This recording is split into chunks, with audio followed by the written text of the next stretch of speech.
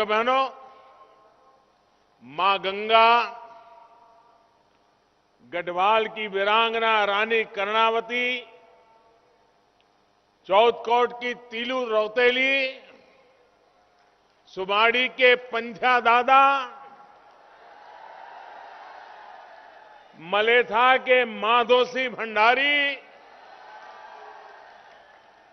ऐसे अनेक व्यक्तियों से प्रेरणा पाने वाली इस धरती को, यहां के लोगों को भी मैं आदरपूर्वक प्रणाम करता हूं। श्रीनगर में एक चुनावी रैली को संबोधित करते हुए माननीय प्रधानमंत्री नरेंद्र मोदी जी ने हमारे पहाड़ के कई वीरों का जिक्र किया और उनमें से एक अहम नाम था पंथ्या दादा, सुमारी के पंथ्या दादा, जिन्होंने सिर्फ 16 साल की उम्र में अपने प्राणों की आहुति दी, अपने गांव को, अपने लोगों को बचाने के लिए।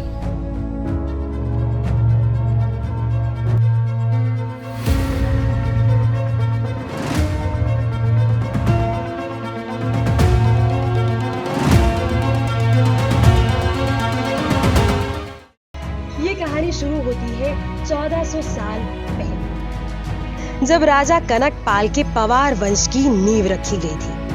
तब गढ़वाल 52 गढ़ों में बटा हुआ था। हालांकि ऐसा माना जाता है कि पवार वंश की असली स्थापना राजा अजयपाल ने सन 1510 के आसपास 52 गढ़ों को जीतकर की थी। राजा अजयपाल ने अपनी राजधानी चांदपुर गढ़ से बदलकर देवलगढ़ बनाई थी। पौड़ी गढ़वाल में एक सुंदर जगह देवलगढ़। यहाँ गौरा माता का एक भव्य मंदिर भी है। गौरा माता के उपासक यहाँ के काला ब्राह्मणों को राजा अजयपाल ने सुमारी गांव दान कर दिया। इसी गांव में लगभग 17वीं शताब्दी में पंथ्या दा का जन्म। उस वक्त आसपास सब कुछ था, लेकिन जब राजा अजयपाल के वंशज मेदिनी शाह ने गद्दी संभाली तो गांव में टैक्स लगा दिया। माना जाता है कि राजा मेदिनी शाह के वजीर सुखराम काला और लोगों के भड़काने पर उन्हें बर्दाश्त नहीं हुआ कि सुमारी में टैक्स क्यों नहीं लगाया जाता है। राजा ने जब सुमारी फरमान भेजा कि टैक्स को भरना शुरू करो तो गांव वालों ने इसका विरोध किया। विरोध का जवाब राजा मेदिनी शाह ने गांव से रोज एक इंसान की बलि देने को कहा। बचपन में ही अपने माँ बाप को खो चुके पंथ्या दादा फरासों में अपनी बहन के यहाँ रहा करते थे। पंथरा के बड़े भाई के परिवार को काला जाति के प्रमुख परिवार होने के नाते पहले टैक्स जमा करने की जिम्मेदारी दी गई। तो फरासू में खेत में सो रहे पंथ्या को गौरा देवी ने उनके सपने में आकर कहा कि सुमारी में सब कुछ बर्बाद हो जाएगा। पंथ्या अपनी बहन से पूछकर शाम को सुमारी निकल गए। जब गांव पहुंचे तो देखा कि राजा मेदिनी शाह ने हाहाकार मचा रखी है। पंथ्या के कहने पर गांव वालों ने कर जमा करने से मना कर दिया। पंथ्या को कुछ नहीं सूझा और उन्होंने गांव वालों को स्वाभिमान की शिक्षा देकर खुद के प्राण त्यागने की बात की इस टैक्स के विरुद्ध।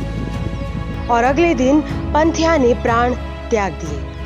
अपने भतीजे की प्राणों की आहुति चाची बर्दाश्त न कर सकी और उसी कुंड में छलांग लगा दी। इसके बाद सुमारी गांव के साथ साथ पूरे राज्य में कोहराम मच गया और तब जाकर मेदिनी शाह को इस घटना के बारे में बताया। पूरे 3 दिन तक टैक्स नहीं लिया। प्रजा में विरोध बढ़ने लगा और राजा के परिवार पर दैव्य प्रकोप का असर हो रहा था। राजा ने राजकीय तंत्रिकों को सुमारी भेज आत्माओं की शांति के लिए पूजा करवाई। ऐसा माना जाता है कि तांत्रिकों ने पंथ्या और अन्य पुण्य आत्माओं की शांति के लिए यहाँ पूजा करवाई गई। ये पूजा आज भी विधिवत तरीके से उस गांव में करवाई जाती है।